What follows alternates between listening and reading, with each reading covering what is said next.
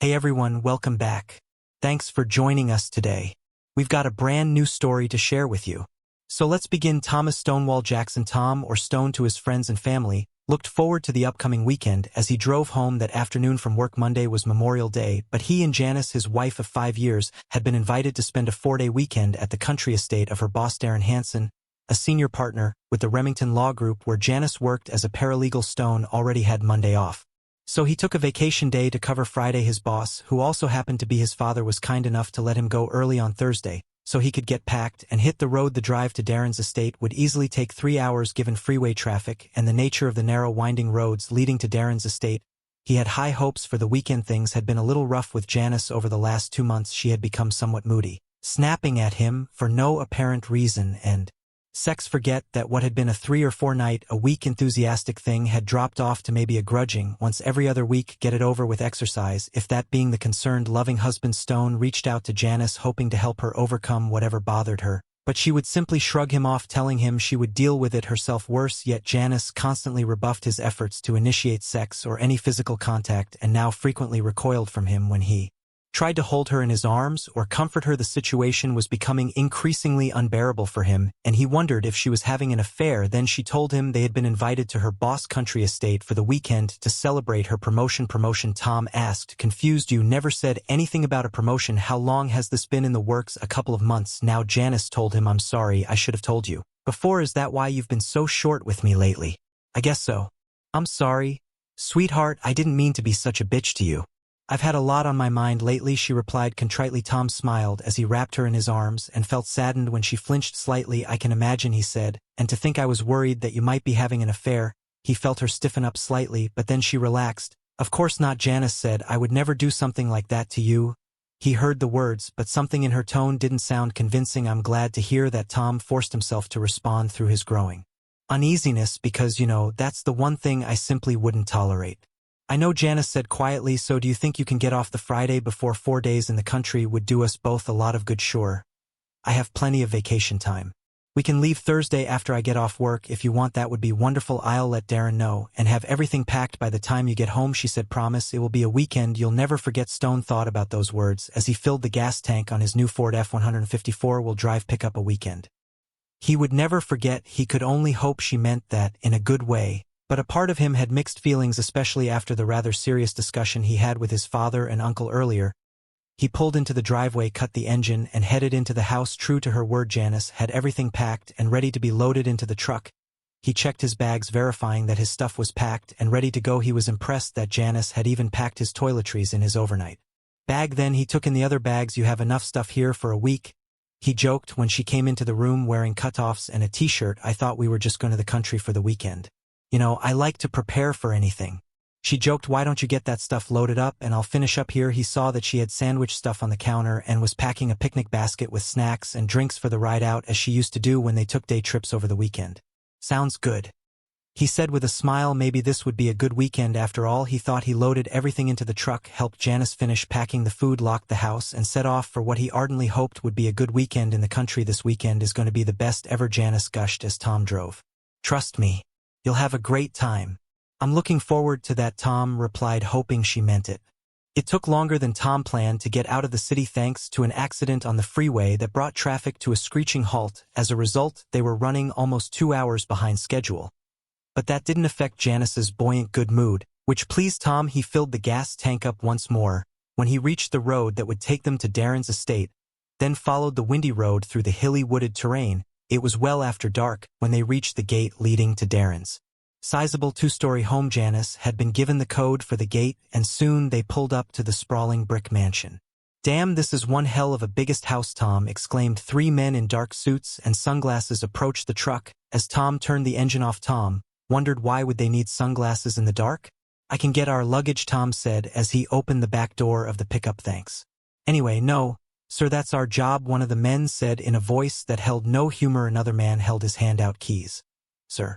I need to park your vehicle, the other man said. Please do as they ask, sweetheart, Janice suggested in a tone that made it clear he should obey these men. He looked at the man asking for the keys and saw the telltale bulge in his jacket that indicated he was armed. Sure, Tom said darkly, handing his keys to the second man as the other 2 men grabbed their luggage unceremoniously and stalked off into the gloom without a word.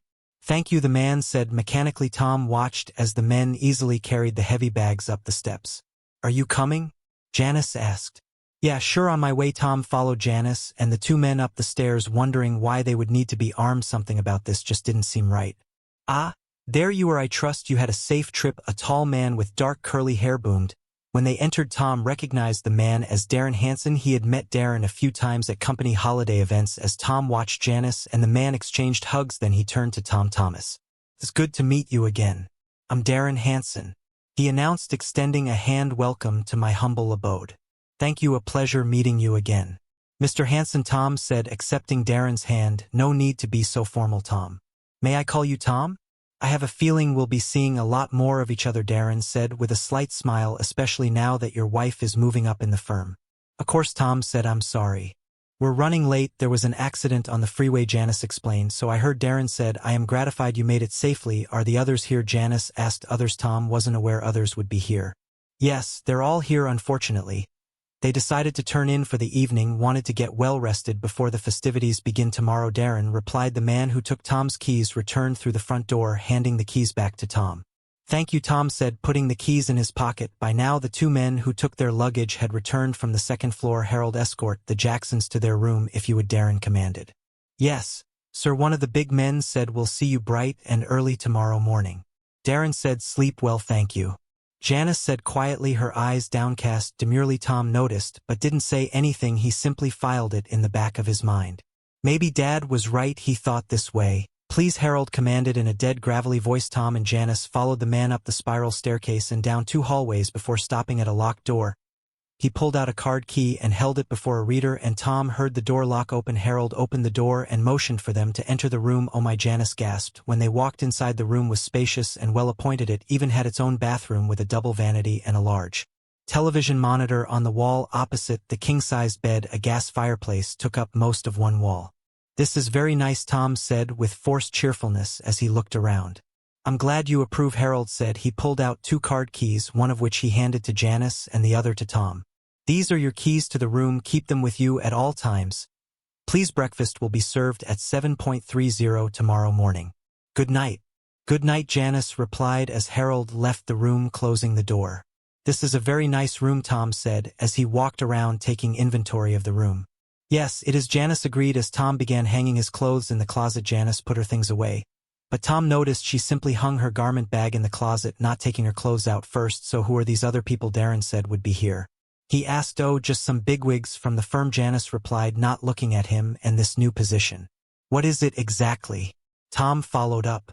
"I'm Darren's new executive assistant." Janice told him the position comes with a healthy increase in pay, but I will have to travel from time to time. Are you okay with that, as long as it doesn't interfere with our lives? Tom said. "We've talked about starting a family. I know, but I may have to put that off for a while," Janice quietly said, "at least until I get established in my new position." "What time frame are you talking about?" Tom asked. "I don't know, maybe 6 months, maybe a little longer." "Are you okay with that?" she asked. "I know this job is very important to you." Tom replied neutrally, wondering what exactly this position entailed, and knowing that they weren't getting any younger. "You have no idea," Janice told him. "This is a huge step for me.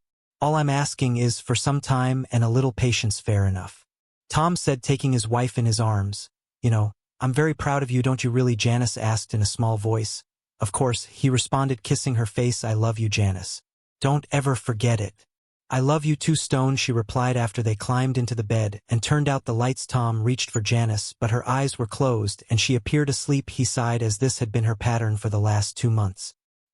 He turned on his side and fell asleep, frustrated. The sky was a clear, deep blue with not so much as the hint of a cloud. The sun was high and a slight breeze blew from the south. Suddenly the sky grew dark and filled up with large, menacing clouds. The slight breeze became a brisk wind that grew in intensity with each passing moment. A deep rumble could be heard as the sky grew darker and the clouds gathered. A brief flash of lightning could be seen in the distance as the storm clouds grew and the wind intensified. A sudden flash of lightning struck the ground close to his feet. When he looked down, he saw a beating heart pumping blood onto the ground. Tom had seen this dream many times except for the beating heart, and each time he experienced it, someone he knew died within the following 72 hours. The last time was 3 years ago. 2 days later, his older brother Andrew was hit by a drunk driver and killed instantly. A year before that, his mother suffered a stroke just 12 hours after his dream.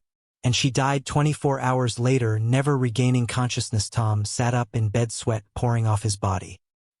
He looked at the digital clock on his nightstand and saw it was 4:15 a.m. Although it was extremely early morning, Tom knew he had to contact his father. Grabbing his phone from the nightstand, Tom noticed he had no service. He got out of bed carefully, so as not to awaken Janice, donned his trousers and a t-shirt, then slipped on his shoes, grabbing his card key. He opened the door to see one of Darren's armed security men at a small desk in the hallway. The man in the dark suit and glasses looked up when Tom opened the door. "Is there a problem?" Mr. Jackson, the large man asked. "I need to use a phone, and there's no cell service here," Tom said. "Who do you intend to call?" "I need to call my father." "It's important," Tom told him. "This way, sir," the man said as he stood. Tom followed him to a smaller room off the hallway. "You can use that phone," he added, pointing to a phone on a small table beside a chair. "Just dial 9 for an outside line first." "Thank you," Tom said as he sat in the chair. He began dialing his father's number and saw the man standing in the doorway. "Can I have some privacy, please?" "Of course," the guard said, turning from the door. Tom couldn't believe the nerve of the man, and why was he armed? He finished dialing the number and waited. His father answered after the third ring. "Hello? Who is this?" his father asked. Tom could tell the older man had just been woke up. "Hi, Dad. It's me, Tom. Sorry for calling so early in the morning. I just wanted to make sure you were all right. I was in the middle of a very nice dream remembering your mother. But I'm okay, Tom. Did you have another one of your dreams?" "Yeah," Tom said quietly. He could hear the other man sigh at the other end. "Same as you had before Andy's accident?" his father asked. "Exactly the same," Tom said. "I see. Thanks for letting me know, son. I'm doing okay, but I'll keep a sharp eye out. Why don't you get back to sleep?" "Okay, I will, Dad. I just wanted to let you know," Tom told him. "I appreciate that, son. I'm fine though, promise. You're stuck with me for a while yet," his father promised. "Remember what I said and watch your back." They ended the call and Tom walked back to his room. "Everything okay?" the guard asked. "Yeah, everything is fine, thanks," Tom said before opening the door to his room. He undressed and climbed back into the bed, and Janice groaned as she rolled over to face him. "Where did you go? Is everything okay?" she asked groggily. "Yes, everything is just fine. I had to call Dad," Tom said. "Oh," she groaned before rolling back onto her side from her breathing. Tom could tell she had gone back to sleep. He closed his eyes, but sleep eluded him for another hour as he kept thinking about the disturbing dream. Tom rolled out of bed at 6 a.m. and went to the bathroom to do his morning routine. Afterward, he took a quick shower, then changed into a clean pair of jeans and a polo shirt. Janice followed him into the bathroom. After opening the blinds standing at the nightstand, Tom gathered his watch and wallet and looked out the window. He noticed the wrought iron bars attached to the outside of the window and wondered why they were there. There was no landing, and the concrete pad of the driveway had to be at least 25 feet down. Looking outside, Tom saw a helicopter sitting on a pad at least 50 yards from the house. He hadn't seen it before, but it was dark when they arrived the previous night. He also noticed guards carrying what looked like air-style rifles slung over their shoulders. Tom couldn't help but wonder, was Darren expecting trouble? "Are you ready for breakfast, sweetheart?" Janice asked when she came out of the bathroom. "Ready as I'll ever be," Tom said as he snapped his wristwatch. "What happened last night?" she asked. "Another dream," Tom said. "You mean like before your brother was killed?" "Yeah, exactly the same. I called Dad to make sure he was okay." "How is he?" she asked. "Fine. I caught him in the middle of a dream." "I'll bet," Janice snickered in a way he found vaguely disturbing as she finished dressing. "Come on, let's go downstairs and get some breakfast. I'm famished." "Don't forget your walking stick," she reminded Tom. The walking stick was a present from his father given to Tom after he was discharged from the hospital years earlier during his service in Iraq. The Humvee he was in got hit by an enemy RPG. 2 other Marines in the vehicle were killed instantly, while Tom and another Marine escaped. Although severely wounded, the 2 Marines managed to take cover and defend themselves until help arrived. Tom spent months in surgery and rehab and was eventually given a medical discharge. Fortunately, the doctors saved Tom's leg but had to replace his left hip. The rehab helped Tom learn to walk again, and the walking stick helped considerably. Although he could get around fine now, he still experienced pain after extensive walking, so he continued to use his father's gift. They arrived at Darren's table to find 3 other men and a woman waiting for them. Tom had briefly met the men before and knew they were executives with Darren's law firm. Although he couldn't remember their names, he had never seen nor met the woman before. "Everyone, I'd like to introduce my husband, Thomas Stonewall Jackson," Janice announced. Tom shook hands with the others. "Stonewall, huh? That's a rather unusual name," observed Glenn Oldman, one of the firm's executives.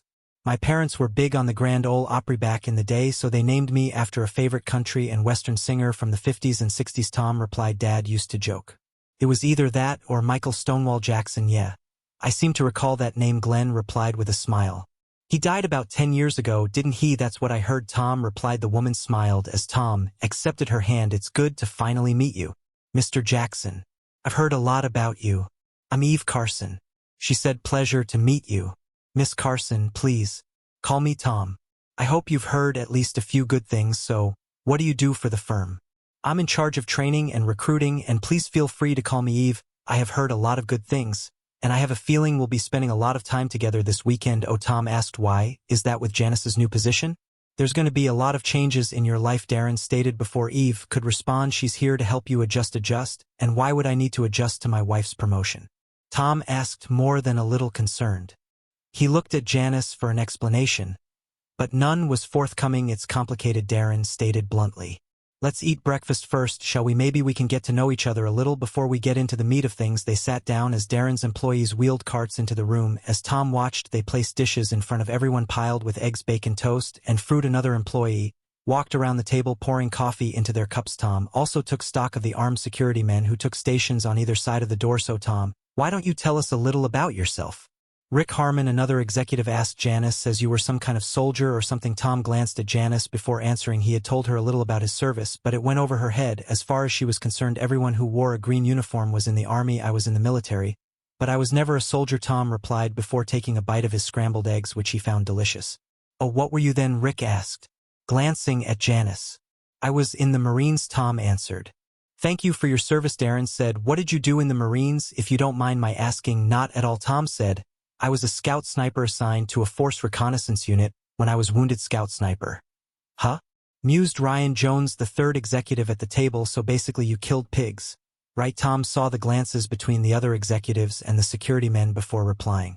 I suppose that's one way of putting it, Tom said. The glances became expressions of concern, and Tom wondered what was happening here. 32 enemy soldiers didn't finish their missions. He added lightly but in a tone like a rattlesnake giving fair warning. A military part of his mind chided himself. Had he betrayed his position or warned them off? Interesting. You never told us this, Janice, Darren said with a slight tightness in his voice, looking at Tom's wife, who flushed slightly. It's not Janice's fault, Tom said before Janice could speak. I never told her exactly what I did in the service, partly because some of it is still classified and partly because that's a period of my life I'd much rather forget. But now you're an accountant. Is that right? Rick asked, hurriedly breaking in to divert the tension that had suddenly rolled over the table like an overcast day. Yes.